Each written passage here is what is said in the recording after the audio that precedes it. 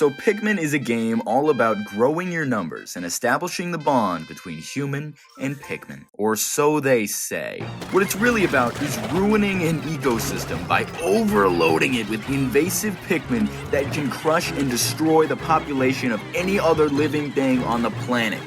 So, let's not do that. Today, we'll be doing the Pikmin 4 Extinction Challenge. And if you've never heard of the Extinction Challenge before, or this intro doesn't sound familiar at all to you, what's up guys, it's Named Coyote here, and let's get you up to date. It's as simple as this.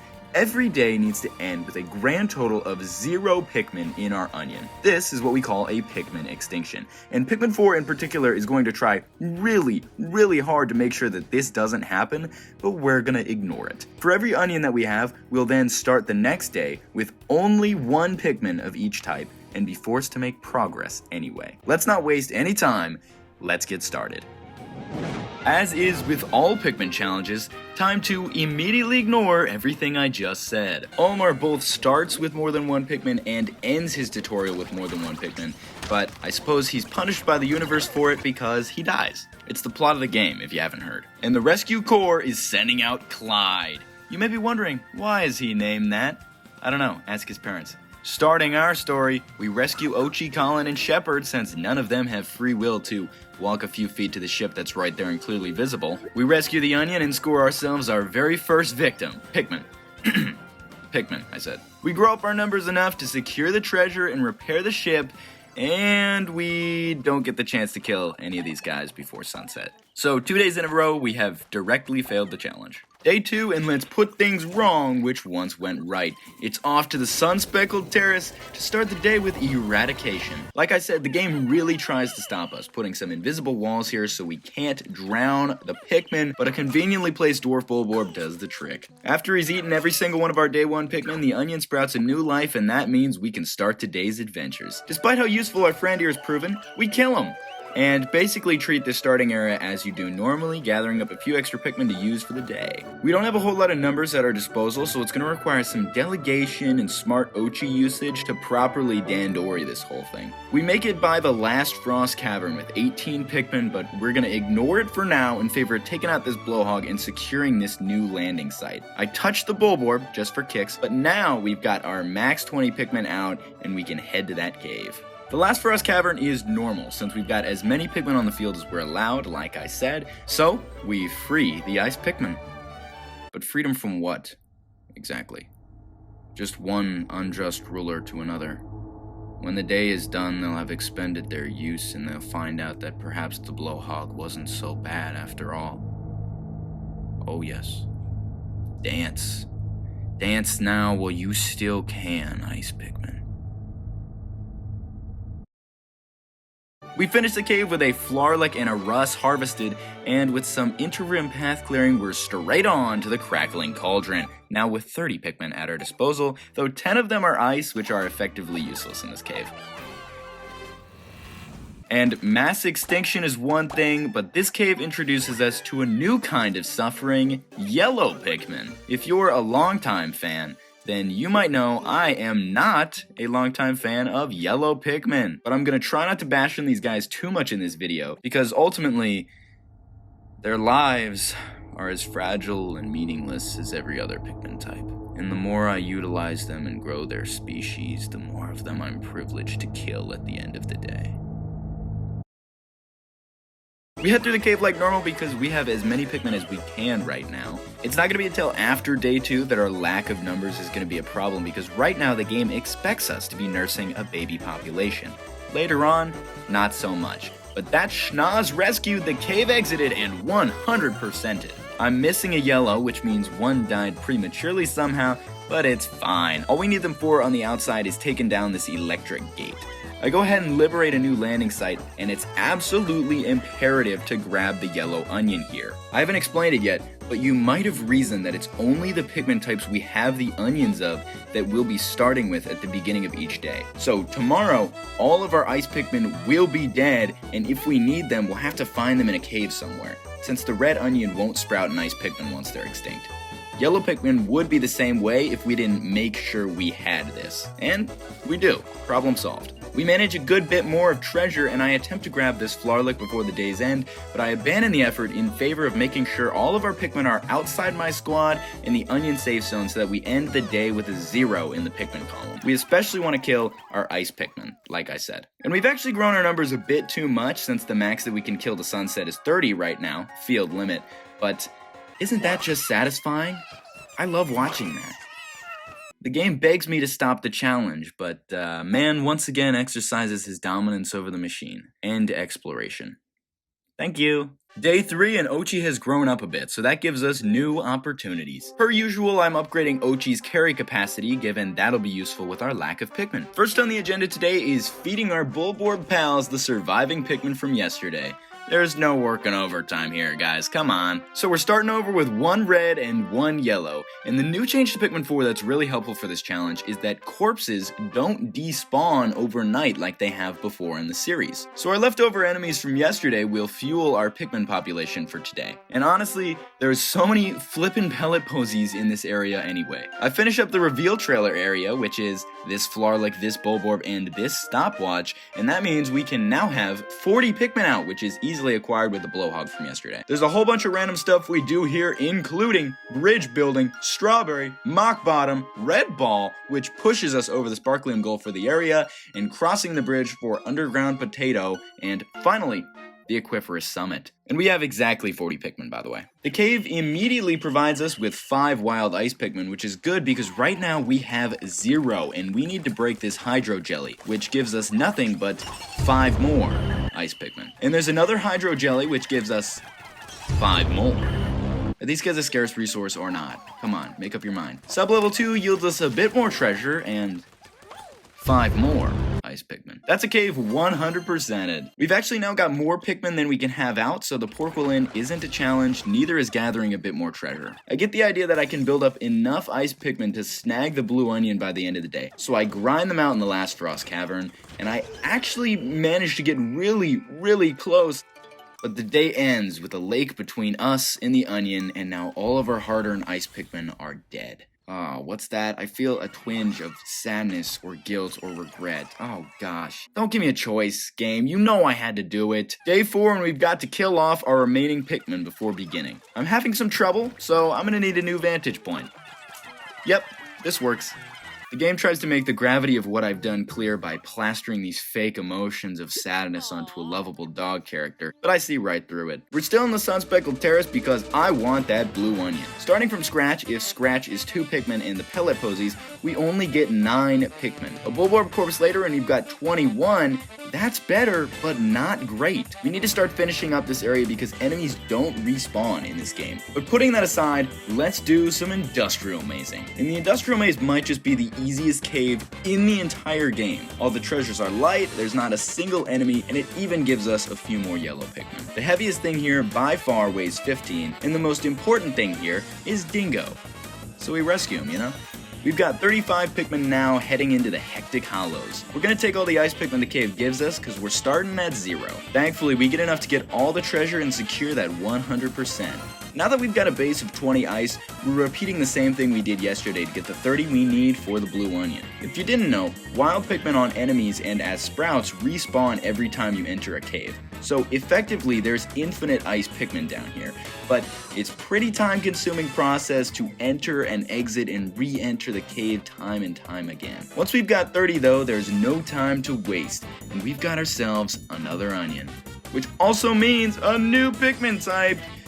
I wonder if blues, with all their swimming ability, can stay afloat amidst the piles of their deceased stacking up at nightfall. Do you think they'll be buoyant enough to stay above the existential dread of their fleeting existence? I don't think so. Do you? Make sure to leave a comment down below, and leave a like if you're enjoying the video. We cleaned up the last treasure in the area, and the only things left to do are Dandori challenges. These play as normal since Pikmin here, all fake, also cannot take home, so they don't really matter. Obviously, I beat both the Dandori Daycare and Trial Run by, quite a sweeping margin, I'd like to add. And that's the day! I love the diverse palette of colors we feed the Bulborbs. It's very aesthetic, isn't it? And that's actually the entire Sun-Speckled Terrace 100% complete. I don't know why I did that, honestly. That's not the expectation for the run, let me be clear. But let's get a move on the blossoming Arcadia. We execute our remaining ice Pikmin with swift vengeance and start the day with 3 Pikmin. There's not a lot of pellets here, so I sort of perform an epic gamer snipe on the Spectralid because we need all the Pikmin we can get. Same goes for these Skitter Leaves. And even though I'm beginning to doubt us reaching the increasing threshold, I go ahead and grab this Flarlick anyway, since it's right here. Moving across to the other side of this bridge, there's some more corpses we can grab, but we're actually going to start leaving them for tomorrow. I want to have a big enough force that we can take on a few caves and get a head start on the next area's sparkling requirement. Essentially, today is a setup day. And it's going by real quick, so let's get about 10 more bodies on the ground and kill a few Pikmin to make the night crew's job easier, and golf ball. Today was a rough day for Ochi, but I'm actually really proud. Check this out, for the first time in the run, I end with straight zeros in all columns. That's how you do Extinction, baby. Day 6 and our setup is paying off. We're also starting at a better landing site with more pellets, so we're growing our numbers for the day nice and fast. This baby Myroclops literally ups our population by 30%. I sneak in a quick battle in a box, and let me tell you something. Dandori has nothing to do with how good you're doing, and everything to do with how bad your opponent is doing. I'm literally stealing pellets from this dude. Back in the real world, we've got 46 Pikmin, and we're waiting by the cave entrance for our Pikmin to carry back the Leafling. But I think I spot something, hold on. Amplify. Can we make that image clearer? What the subscribe button. Guys, make sure to hit that button if you haven't already. I do challenges like this all the time for Pikmin 4 and 3 and 2 and other games. You'll love it, guys. Also, make sure to join my Discord server. They decided we were running the Extinction run first out of all of my challenges. Be a part of the channel. Have a voice. Speaking of which, shout out to my members. Love those guys. Join if you want. There's loads of extra videos I do on there. But hold on, I'm getting a whiff of a room or a building for the display or sale of works of art. Oh, that's right, it's time for the Drafty Gallery. There's absolutely nothing in this cave that we can't handle, even though we're missing ice Pikmin. We unlock the next area with a pair of nunchuck gardening equipment, and sublevel 2 actually does feature an ice candy pop bud, which I use, though we don't need it. We absolutely steam through this cave, and the boss is literally a puffy blowhog. It's free treasure, it's 20 free ice Pikmin, it's free Frank, and it's 100%. With our new ice Pikmin, we destroy this ice wall, and to be honest, there's not a whole lot by this landing site worth doing, so I grab the Velvety Dream Drop and I straight up scurry all the way across the map for the only other ice wall in the area, which clears the path to the Kingdom of Beasts. Pretty sure this cave wants us to bring in all reds, but we're stuck with some ice and one single blue, because we only have 29 of the best choice. Immediately it's pretty clear why. There's a bunch of fire hazards and such, but it's nothing that hinders us too bad. There's actually some wild red Pikmin as well, so we're good. And on sublevel 2, we get introduced to our boys, the Rock Pikmin, Rocco, Rocky, Dwayne. How's it been, guys? Larry, brother! We had to skip you in the pacifist run. It's been too long. How's the wife and kids, man? Now that we've got these wild rocks, and I mean wild, am I right, boys? This cave has simply no chance. I mean, look at how much Ultra Spicy Spray we get from these mites. Luck on the rocks is what we call that. The Empress Bulblax is a total pushover, obviously. Larry and the boys finish her off quick. And we got some poker chips. Oh yeah, we'll be needing those for Tuesday. Larry, your house? Of course, yeah, you got the deck that I like, so. This Whip Tongue stands no chance on sub-level 4, and neither does the other one, and shredding the Bull Bear gives us dice. So Monopoly on Tuesday as well? Yeah. Yeah, we'll have enough time for that. Yeah, Dwayne's gonna cheat, I know. On a serious note, gathering up all these spoils is very, very satisfying. And there's this. And we've racked up Pikmin, by the way. 25 wild rocks. The Emperor Bulblax literally explodes instantly. And his friend don't fare much better, but I wanted that sweet, sweet boss corpse. By the way, that is Yanni rescued, which means we've unlocked the next stage of the game, Night Missions. Cave complete. We did lose one red Pikmin, but it doesn't matter. All of them have to die by the end of the day anyway. Wait, no, but the rocks. What about Tuesday? No, I can't. No, I can't. I can't. I'll call off the challenge. Larry, it's not worth it. It's not what? What are you talking about? No. Don't bring up Captain America. No, Larry, you're not the guy to make the sacrifice play. No, what? No! Larry! No!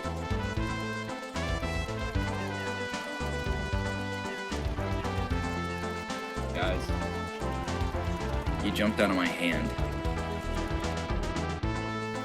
He did it for us. For the run. It's not just about the Extinction Challenge anymore. We have to do this for Larry.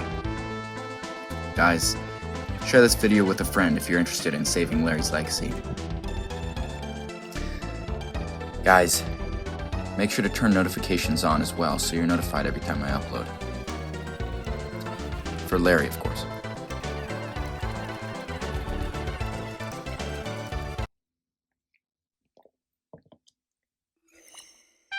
It's day 7 and Ochi's excited to head to a new area today. So am I, bud, but first, let's get you that super buff. And today, we're coasting in to the serene shores. If you remember correctly, this area is an awful place full of fish and crabs and wetness, and we want to be done here as soon as possible. By killing our surviving Pikmin from yesterday, Ochi momentarily learns the ability to breathe underwater. So we're back to classic red, blue, and yellow, and obviously we're going to want mostly blues today, given the area we're in. But before we get too far into the day, it's arbitrary Dandori time, and like I always say, sabotage is better than self-preservation. And just ignore me blowing myself up. Don't I always say things like that? We literally cook Olimar and crush moss with rocks. Literally. We keep building up those blues with anything we can get, and if yellows are so good at digging, why is it taking this one so long? With the addition of the new landing site and the Crawmad corpse, I'd say we've got enough blues to practically take on a whole cave by themselves. So that's actually exactly what we're gonna do. Welcome to the Engulfed Castle, home of the Water Wraith. But with my skill and prowess, the only thing it's really home to is embarrassing evidence on the internet of how bad of a Pikmin player I actually am. Since we have a maxed out squad here, I'm kinda not even doing the challenge, I'm just playing normally, and I'm sucking. I almost killed Ochi, and I didn't even realize the Water Wraith could spawn on the first floor. But he did. That's how long it took. I was on my way to the exit and all, but like, oh my gosh, I suck. I do sub-level 2 much better, to be fair. Killed it, man! Dang! And they don't call me the no hesitation clam killer for nothing.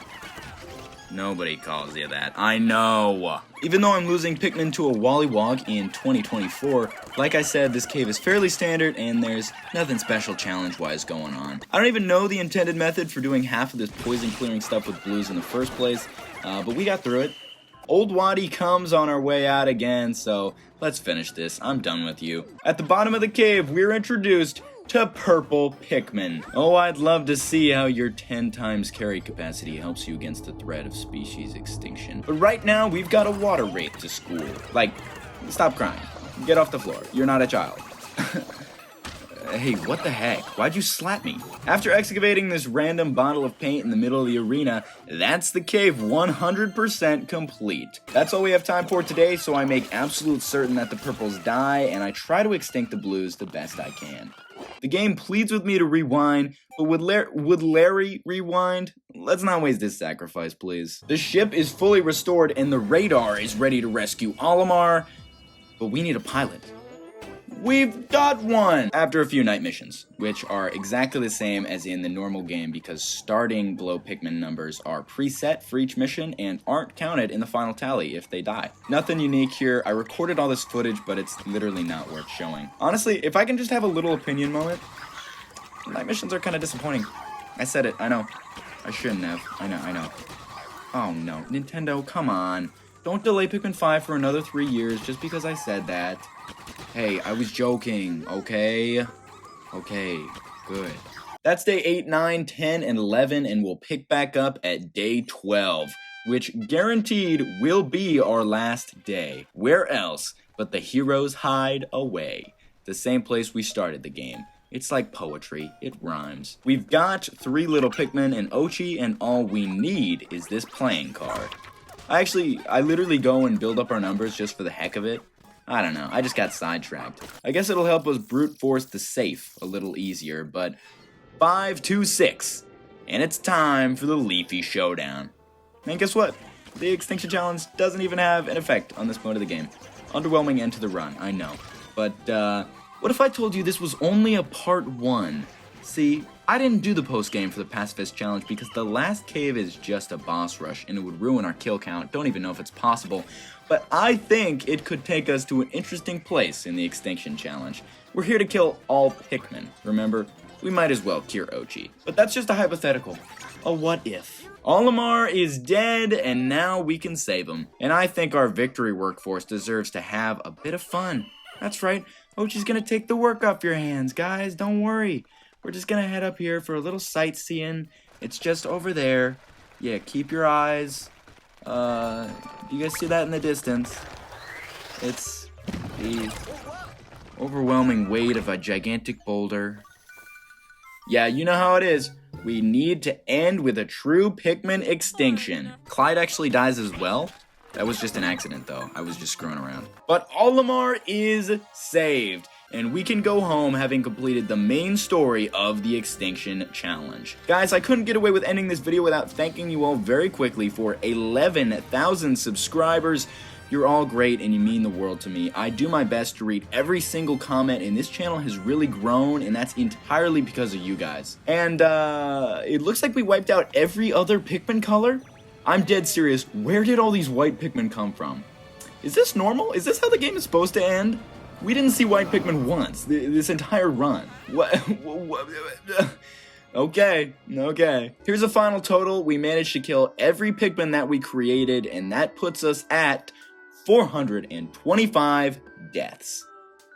Guys, pretty soon we'll be finishing the challenge, but that is all for now, so I thank you all so much for watching, and I can't wait to see you all in the next one.